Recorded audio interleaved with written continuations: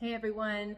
So, unless you've been living under a rock, you've probably heard that meditation is really good for you. It has a long list of physical health benefits and, of course, mental health benefits as well.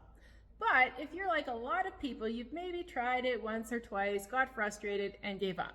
So, today I'm going to be offering a few suggestions to help make meditation a whole lot easier, especially for people who struggle to meditate. And before we get into that, just a little bit of a disclaimer. If you're somebody who really struggles with suicidal thoughts or a lot of self-hatred, sitting quietly with these thoughts is not a wise idea. Please do your trauma work first. However, if you want to explore the relaxation side of meditation, I invite you to maybe play around with some guided meditations. You can find those on YouTube, or there's a really fantastic app that I really love called Insight Timer, and you'll find a lot on there as well. Okay, so first I want to go over a couple of the top reasons why people struggle to meditate and help you with some easy tweaks. So the number one thing that I hear from people is, I just can't get my mind to stop thinking. Well, I have good news, or maybe bad news, I don't know.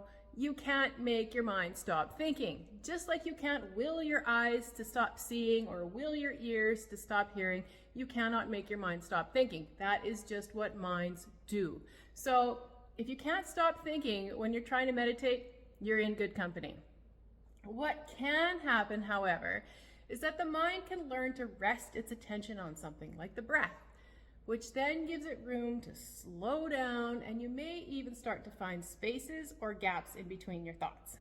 And this allows for the important work of mindfulness to begin. As the mind gets more steady, you can begin to curiously observe the kind of patterns that you have going on in your mind, which is the first step to changing any of these unhelpful thought patterns or beliefs that you might have. Now, the second big issue for a lot of people is they find it boring. The mind is constantly bouncing around, never slowing down or able to sit still and focus on the breath. And this is something that I struggled with for a really, really long time. Other than maybe at the end of a long silent meditation retreat, I found I just didn't have the attention span. I was always sort of like fighting and struggling to bring my attention back to the breath. And this year, I discovered a trick that helped my focus and concentration and made meditation so much easier and so much more enjoyable. The trick was to find something pleasant to rest the attention on. It didn't have to be the breath. And I'm going to share how I did this so you can try it out for yourself if you want. So I would start my meditation by imagining myself in a place in nature, real or imagined.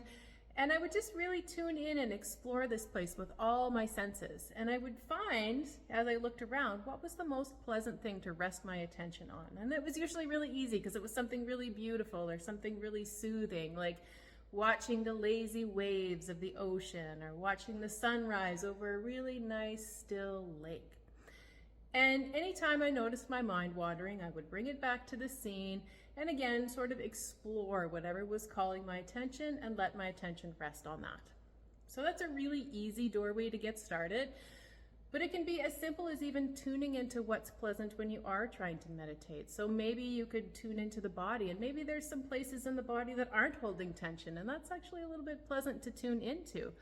Or maybe there's some pleasant sounds like some birds singing that you could listen to. Or if you play around with it enough, you will definitely find something pleasant about the breath to let your attention rest on.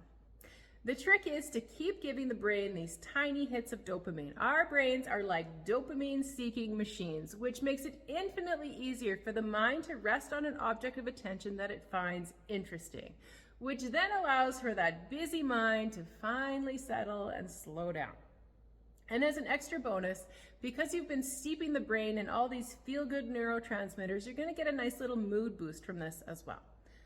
So unless you're somebody who's already meditating, 20, 30 minutes a day, it's perfectly okay to start out with a mini meditation. Studies show that doing it consistently is the most important thing. So as you start, even a few minutes a day is awesome. And you can try doing it in bed just before you go to sleep if you can't fit it in during the day. So I'd love to hear from you. Have you tried meditation? Did you love it? Did you find it frustrating? Let me know in the comments below. I'll see you next time. Bye for now.